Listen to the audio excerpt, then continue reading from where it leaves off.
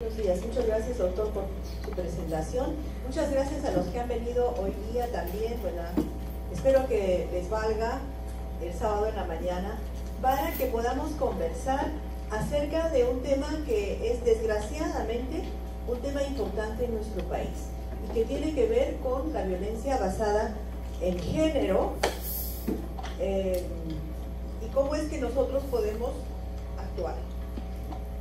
Ustedes deberán ser capaces de definir la violencia y sus tipos, definir las causas, frecuencia y el impacto de este problema, reconocer a las personas afectadas por violencia y luego describir cuál es el rol de nosotros como sector salud, porque a veces tenemos la idea de que eso es cuestión de la policía, proponer intervenciones para responder a las necesidades de estas mujeres que son afectadas por la violencia, aplicar el modelo ANIMA que ha sido desarrollado por la Organización Mundial de la Salud para la respuesta inicial frente a las personas afectadas por violencia y luego ser capaces de plantear algunas intervenciones para prevenir la violencia que no sean dar charlas en las escuelas.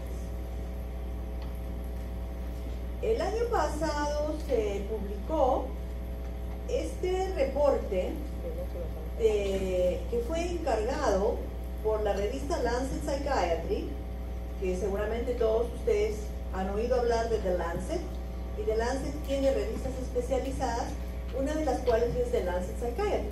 The Lancet Psychiatry es la revista de psiquiatría que tiene el segundo factor de impacto más alto en el mundo. El primero lo tiene World Psychiatry, que es extraordinariamente alto, es uno de los más altos de todas las revistas en el mundo, y el segundo lo tiene The Lancet Psychiatry. Y la ventaja de Lancet Psychiatry es que está disponible para todos en internet y que tiene un enfoque global. Entonces decidieron acometer un problema global, como es la violencia contra las mujeres a lo largo del ciclo vital, y formamos equipos de trabajo y produjimos este reporte que ha tenido algunas conclusiones importantes que voy a querer compartir con ustedes en esta oportunidad. Entonces, primero hay que entrar por las definiciones. La violencia contra las mujeres. La violencia es el uso de la fuerza para obtener algo.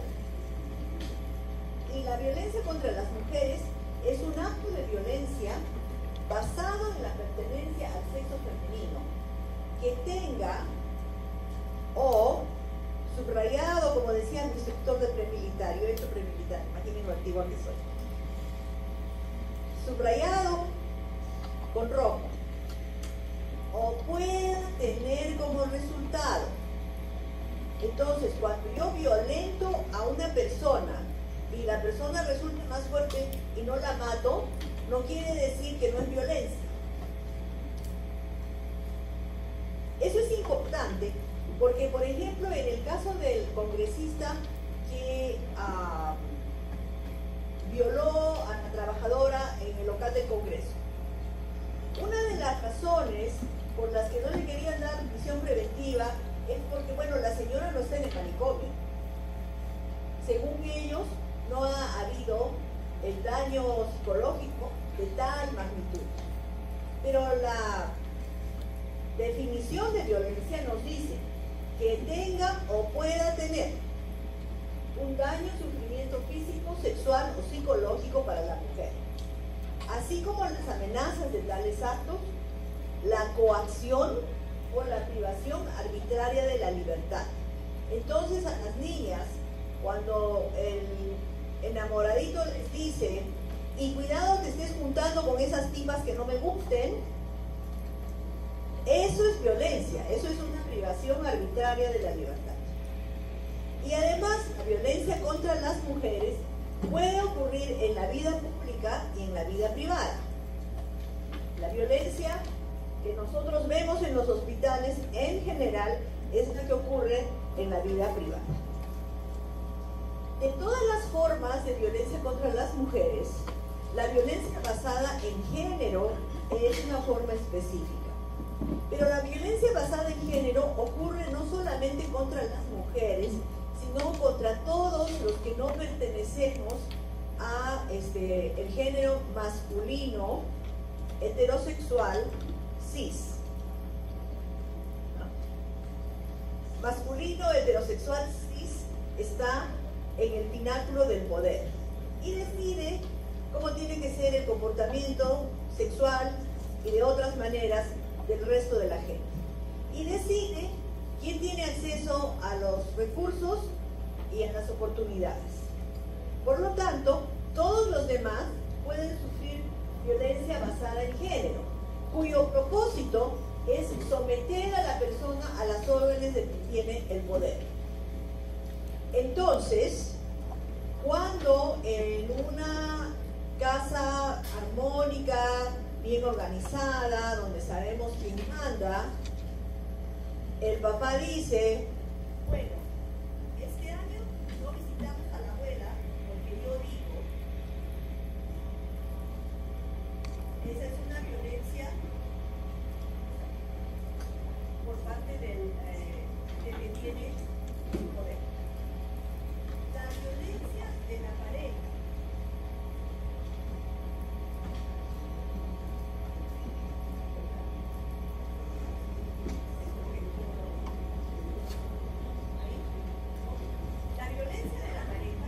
es una forma de violencia basada en género, porque el propósito de la violencia de pareja es que sea el varón de la pareja el que diga cómo tienen que ser las cosas, el que controle la conducta de su compañera, y si las cosas no son como él dice, hay violencia. Y si a pesar de la violencia las cosas no son como él dice, hay feminicidio. Por eso es que es bien importante hablar de estas cosas, porque pueden acabar en la muerte de una de las partes.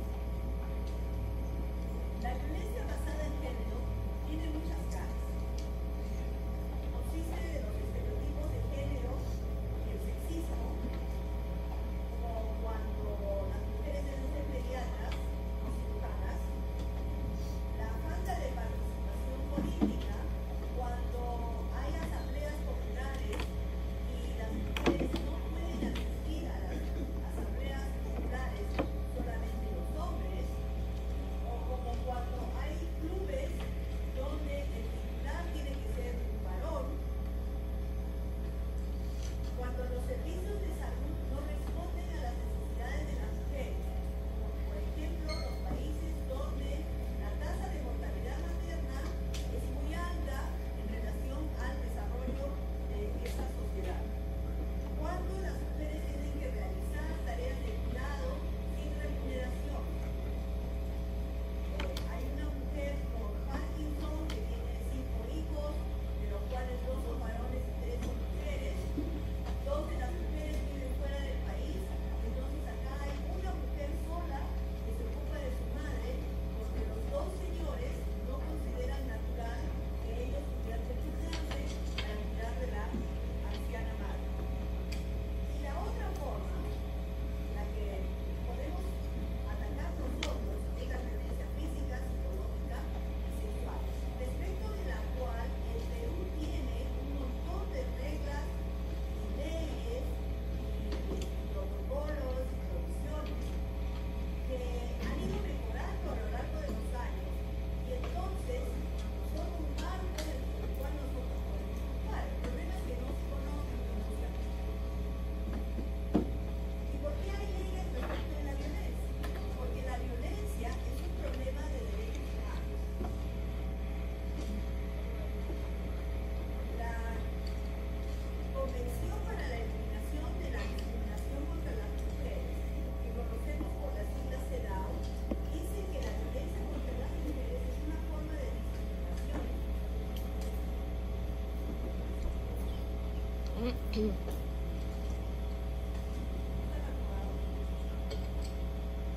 Porque no le permitimos. Allá.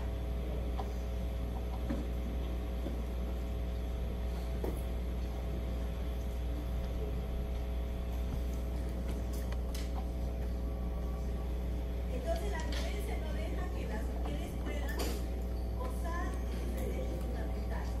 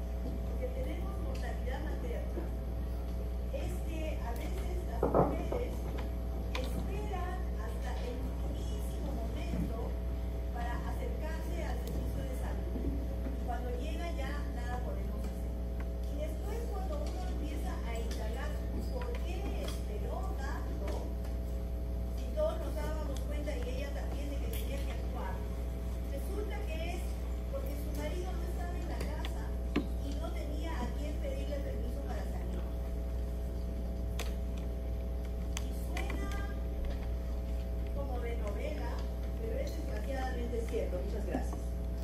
Entonces, el que haya la posibilidad de violencia contra una mujer atenta contra su derecho a la vida, a la libertad, a la seguridad y a la salud. También es un problema de salud pública. ¿Por qué? Porque afecta a un gran número de personas y porque tiene consecuencias importantes sobre la salud física y mental. Más o menos la tercera parte de las mujeres en el mundo son afectadas por violencia de pareja. Entonces, de cada 3, una. Y cuando caminamos por la calle, de cada 3, una. Y cuando vemos la Asamblea del Señor reunida en la iglesia, de cada 3, una. Y probablemente en el Perú, de cada 10, en realidad, 4. Es un poquito más alto. Porque el Perú era el segundo país con las tasas más altas de violencia en el mundo. Y era el primer país con las tasas más altas de violencia entre las provincias rurales en el mundo, según el estudio de la Organización Mundial de la Salud que se publicó en 2004 y que escogimos negar durante algunos años, pero ahora ya nos estamos poniendo allí. Las lesiones y las repercusiones de la violencia contra las mujeres van desde la muerte y lesiones hasta alteraciones de la salud sexual y reproductiva en términos de mayor posibilidad de tener bebés de bajo peso para la edad gestacional. También hay embarazos no deseados, abortos no deseados, enfermedades de transmisión sexual, aunque la violencia no sea sexual, mayor riesgo de alcoholismo, de depresión, y sabemos que el 42% de las mujeres que sufren lesiones físicas necesitan atención hospitalaria. La data revisada por la OPS en 2018 nos muestra que en nuestro país la prevalencia debida de exposición a la violencia en mujeres mayores de 15 es de 26% y en mujeres hasta los 49 años es de 27%. Ustedes pueden ver, ese es el promedio de América Latina. En los últimos 12 meses, en el último año, una de cada 10 mujeres ha sufrido violencia en edad reproductiva. Y de las mujeres que alguna vez han tenido pareja, el 13% ha sufrido violencia. Esas son cifras bastante altas, pero un poco diluidas, porque hay países en América Latina como Uruguay o Costa Rica, donde los porcentajes son bien bajos, y eso compensa los porcentajes de otros países como Bolivia y el Perú, donde hay una mayor cantidad de violencia. Ustedes pueden ver este mapa de violencia, donde en América Latina la violencia mayor la tiene Bolivia y el Perú. Y si ustedes ven los colores que representan más o menos los porcentajes, la cantidad de violencia contra las mujeres que hay en el Perú es similar a la violencia que vemos en algunos países del África subsahariana. Cuando nosotros pensamos países del África subsahariana, atraso, bueno, ahí estamos nosotros, parecidos. Y ustedes pueden ver que ni en Europa, ni realmente, solamente en algunos países asiáticos podemos tener cifras tan malas como las que tenemos en el Perú. Y básicamente, si ustedes le miran al mapa global, se dan cuenta que en América del Sur hay una concentración muy grande de violencia contra las mujeres. Y entonces nos tenemos que preguntar, ¿por qué es que a las mujeres les va tan mal en nuestros países? En el estudio multipaís del 2004 dijeron que en Lima había 48% de violencia física moderada o severa contra las mujeres, y en el Cusco, agárrense del asiento, 61% de mujeres decían que alguna vez habían sufrido violencia física. La ENDES encuentra cifras un poco menores, pero todavía extraordinariamente altas, y se supone que la brecha entre el estudio multipaís y la ENDES es que la ENDES no te la preguntan en completa privacidad, entonces las mujeres probablemente están subregistradas. En cuanto a la violencia sexual, la ENDES solamente considera el coito, es decir, la penetración forzada. Igualmente, ustedes pueden ver que el 7% de mujeres en el Perú alguna vez han tenido una violación. En cambio, el estudio multipaís considera el coito y otros tipos de actividad sexual, no necesariamente con penetración, y entonces las cifras que ellos encuentran son más del doble. En el 2018, en el análisis secundario que se hace de las ENDES entre 2010 y 2018, encuentran que la prevalencia de vida en el Perú de violencia contra las mujeres es 38% y la prevalencia anual en promedio es de 11%. 38%, ustedes recordarán, es por encima, ¿no es cierto?, de lo que es el promedio anual en todos los países.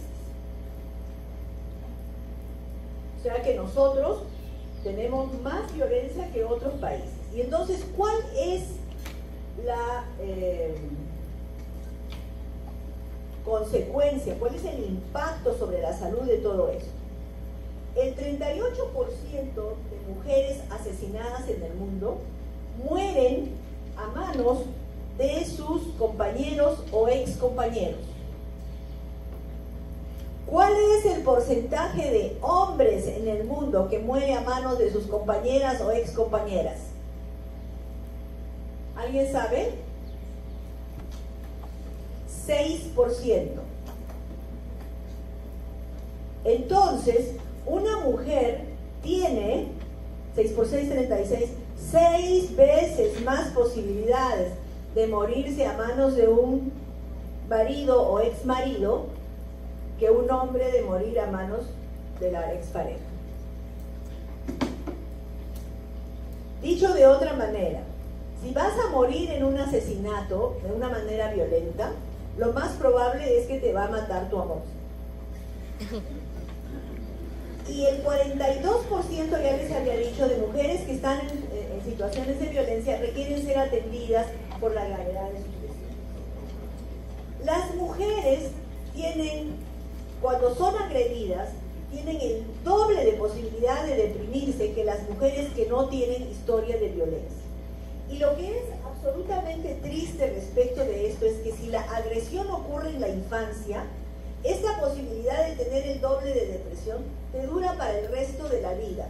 Son como cicatrices en el cerebro que no se van a borrar. Y lo mismo se puede decir de la tendencia al alcoholismo. Las mujeres que sufren agresiones, particularmente agresiones sexuales en la adolescencia, tienen el doble de posibilidades de hacer alcoholismo cuando sean más grandes. Eso quiere decir que cuando yo veo una mujer alcohólica, lo primero que tengo que preguntarle ¿qué es? ¿Qué toma? ¿Ah?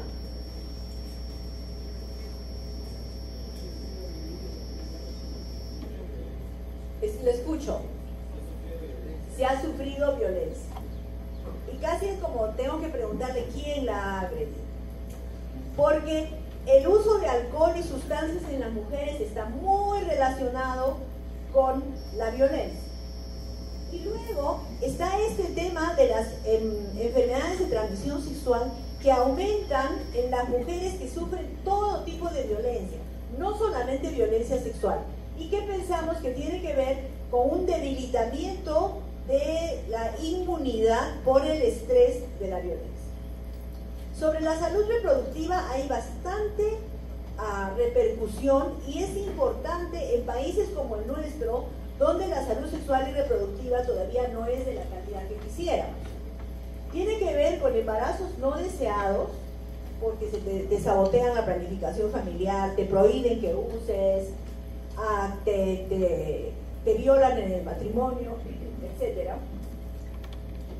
Tiene que ver con un incremento de la tasa de aborto clandestino, donde las mujeres violentadas tienen el doble de posibilidades de tener un aborto clandestino. Tiene que ver con bebés pequeños para la edad gestacional, que es 15% más de riesgo y es un montón.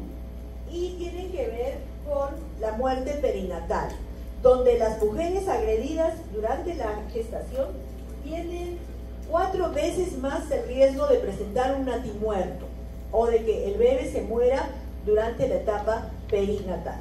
Entonces, no solamente es embarazo no deseado, sino también aborto y muerte, y niños pequeños para la edad gestacional, que es realmente un problema para el futuro de ese niño. El impacto de la violencia sobre la salud mental tiene que ver con cambios en el sistema nervioso central de la agredida, que se deben a el estresor severo, repetitivo y no predecible de la violencia. Porque cuando tú vives con un compañero violento, no sabes en qué momento vas a cruzar. Entonces no hay modo de controlar la violencia, no hay modo de predecir la violencia, y la mujer vive en un estado sostenido de estrés, como si viviera en un terremoto, pero todo el tiempo. Entonces ella va a experimentar desesperanza, temor, desconfianza, desvalorización de sí misma, ¿no es cierto? Pero eso es lo que nosotros vemos. Lo que está ocurriendo en su cerebro es un incremento de la actividad en la amígdala.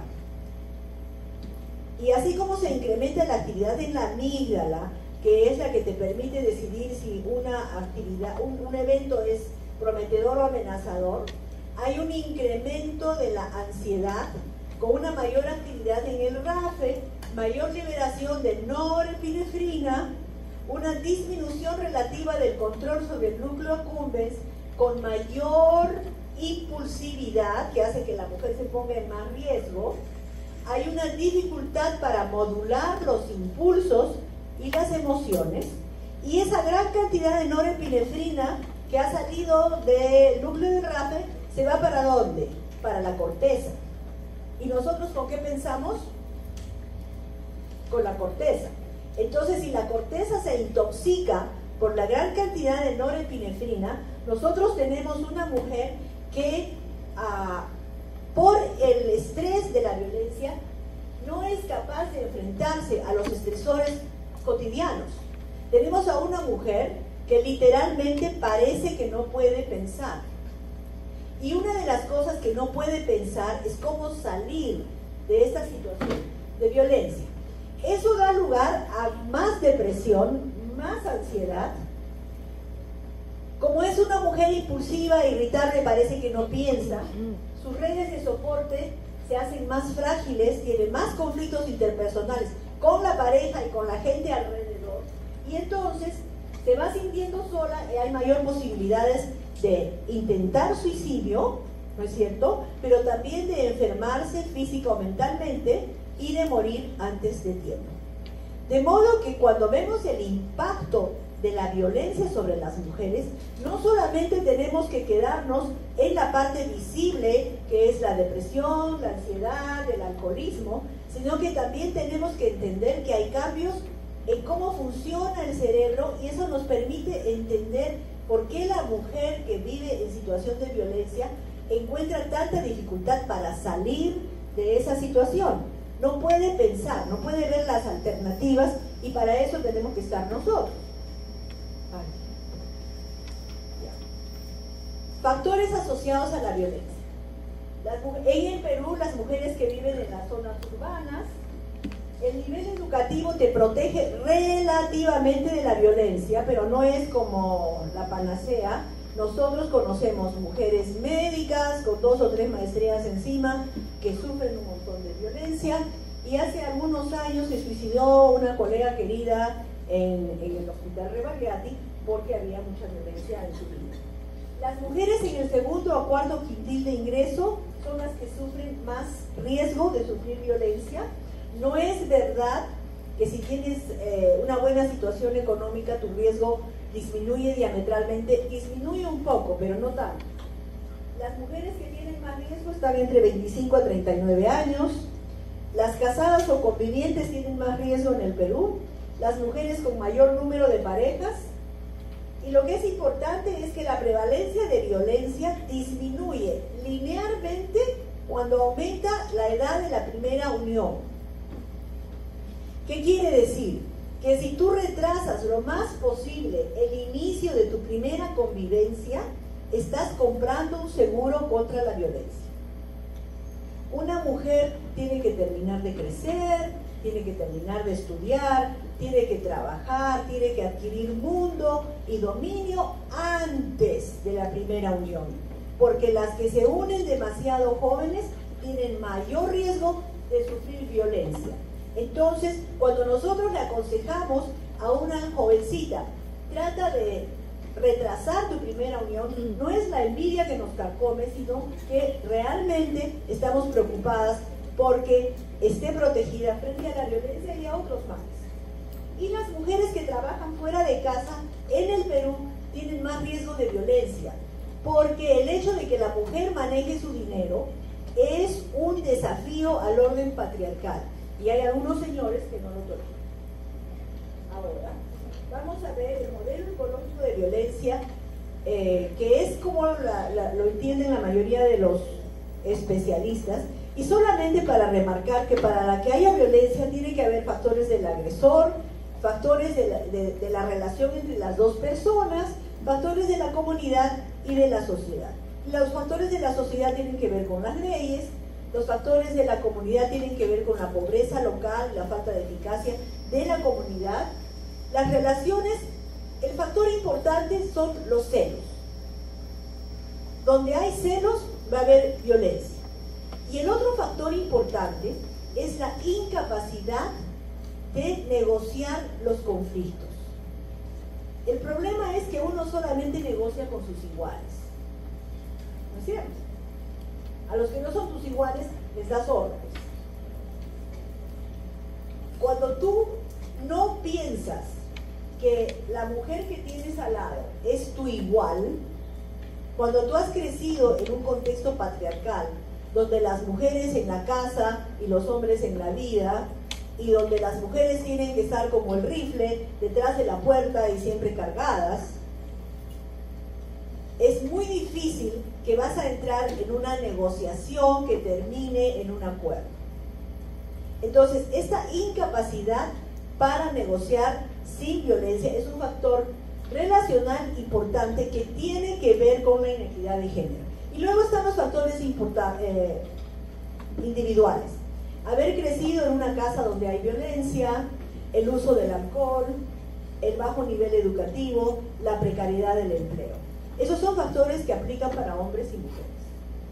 Y para las mujeres aplica este tema de la menor edad durante la primera unión. Entonces, pero eso no es solamente, digamos, eso no es toda la figura tiene que ver todos los otros factores. Ahora vamos a ver si podemos conectarnos a esto, pero de repente ustedes...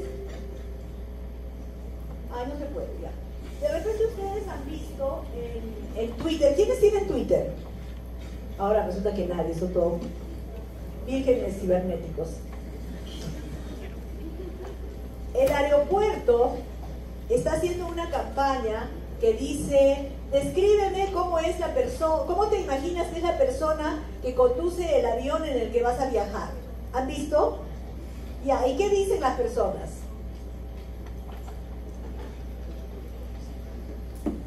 Dicen que es alto, atlético, guapo, y algunos, ya bueno, porque piensan que van a estar en el aire, dicen inteligente. Pero, aparte de lo superficial que es eso, porque lo que yo quiero que sea la persona que conduzca la aeronave es que tenga una capacitación A1.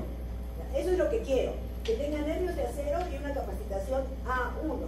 Pero en el Perú, las personas entrevistadas quieren que sea guapo, alto, atlético. ¿Ah? ¿Y qué les está diciendo eso? Que ni siquiera piensan en la posibilidad de que sea alta, guapa, ¿no? Atlética. O sea, en nuestra cabeza, los que manejan aviones son hombres y quienes reparten el café son mujeres, chiquitas, bonitas, sonrientes. Y eso nos parece natural. A eso se refieren los estereotipos de género. Y esos estereotipos de género hacen que valoremos más al señor que es alto, guapo, atlético y maneja el avión, y un poco menos a la señorita sonriente de buen cuerpo que reparte el café. Esa desigualdad da lugar a que haya muchísima violencia contra la chiquita guapita que reparte el café, porque no la conjeturo tan inteligente, tan capaz, tan valiosa como el señor que maneja el avión. Y esto ocurre en todos los capítulos de la vida. Entonces las mujeres no solamente tienen violencia durante su edad reproductiva, sino durante todo el curso de vida. Ese es el gráfico que hicimos sobre violencia durante el curso de vida en la comisión de Lancet. Pero como ahí no se puede leer nada, vamos a mirarlo un poquito mejor. En el periodo perinatal y prenatal, las mujeres están sujetas a pobreza y exclusión, desnutrición, sobre todo anemia, consumo de sustancias en sus padres. Entonces los padres consumen sustancias y esas se van al cerebro de las personas, y problemas de salud mental persistentes en las mujeres que no son atendidos, depresión, exposición a la violencia y trauma. Y eso le está ocurriendo al cerebro de la persona antes de que naciera, pero ya va naciendo con predisposiciones, ¿no es cierto?, respecto de las cuales no tienen ningún control. En la infancia y en la etapa preescolar hay problemas de neurodesarrollo. El niño autista, el niño muy hiperactivo, que lo ponen en riesgo de sufrir violencia. Y también problemas de falta de sensibilidad de la madre que tienen que ver con su incapacidad para autorregular y regular el afecto del recién nacido, que va a dar lugar a la existencia de un vínculo inseguro. ¿Qué quiero decir? Hay mujeres que vienen de un contexto de maltrato o de desnutrición, que son o que han nacido en esos partos complicados, un poquitito moraditas, pero después de una palmadita lloraron, pero ha habido un poquito de falta de oxígeno, que son extremadamente impulsivas. Esa gente que cuando cambia el semáforo y ellos están 5 carros más atrás, empieza a tocar el claxon como loca, esos también, extremadamente impulsivos. Entonces, llora el bebé, ¿y cómo reacciona? ¡Cállate, Brian!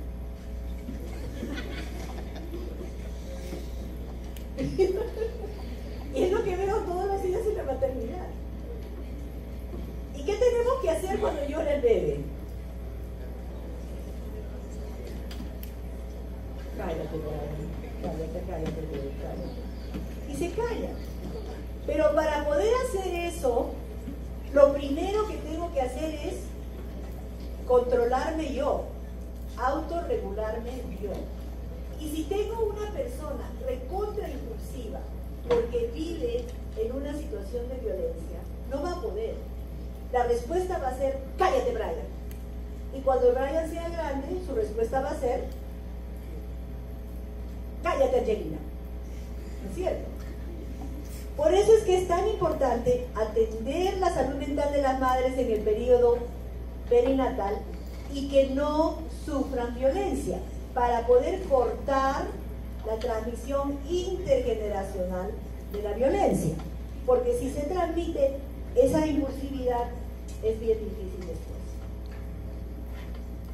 En la etapa escolar hay maltrato infantil en las casas, incluyendo la violencia entre los progenitores, y escasas oportunidades para la educación, incluyendo la educación de mala calidad, que hacen que los cerebros se desperdicien, ¿no es cierto?, y después no logren lo que tienen que lograr y se vuelvan violentos. En la adolescencia seguimos con el problema de la falta de oportunidades educativas, las normas de género que fomentan o permiten la violencia, sobre todo la violencia sexual, y los problemas de salud mental y abuso de sustancias.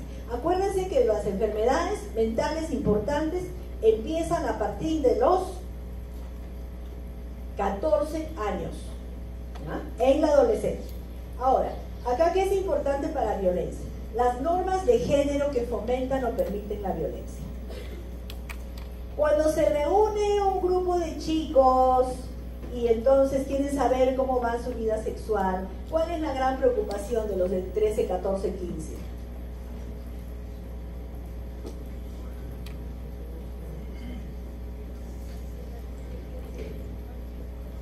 Ya no te acuerdas, fíjate la frase.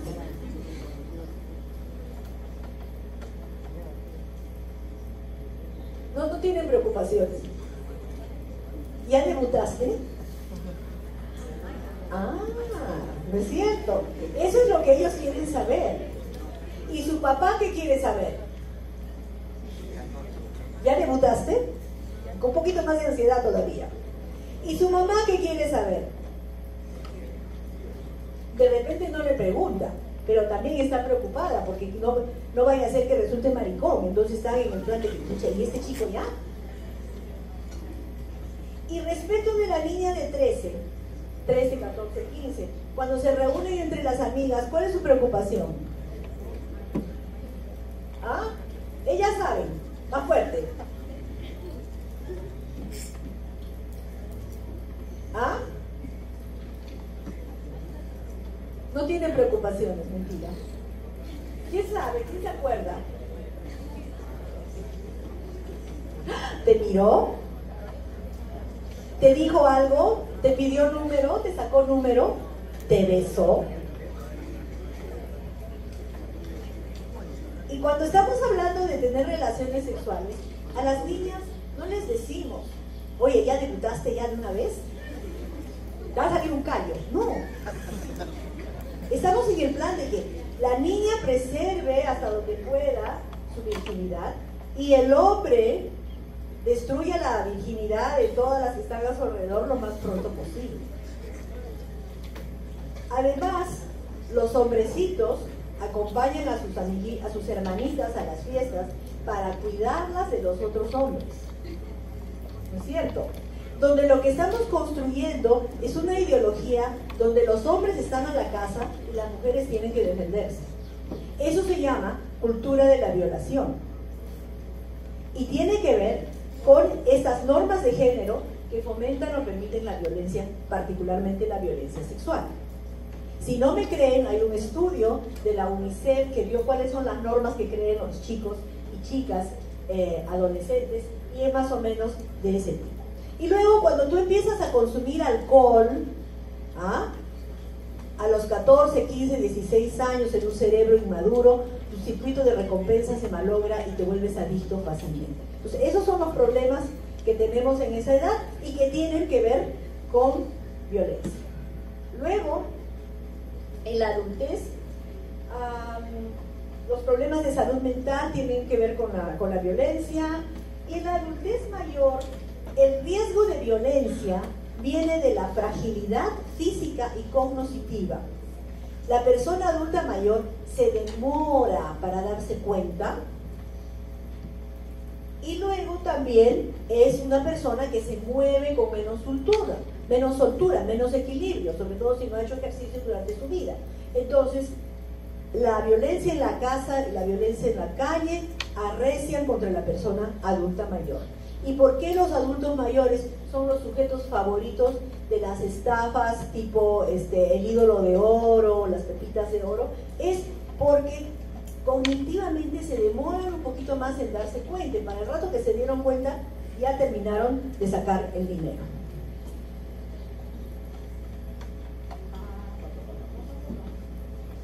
Entonces, ¿al personal de salud le toca intervenir? Sí, le toca intervenir. ¿Por qué? Nuestra compañera tan entusiasta que dijo sí con la cabeza. Léalo.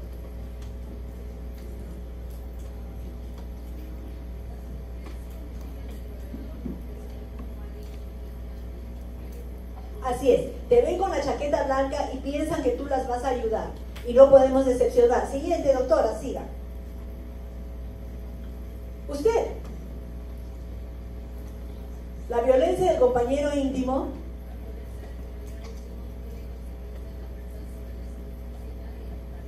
Ok, y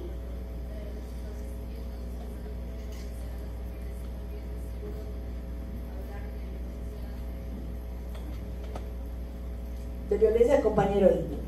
Entonces, si ustedes no atienden la violencia de pareja, van a tener N personas con cefalea, dolor de espalda, dispareunia, todo tipo de enfermedades ginecológicas, fibromialgia, colon irritable, que no van a saber cómo atender, porque no están viendo el problema raíz, que es la violencia.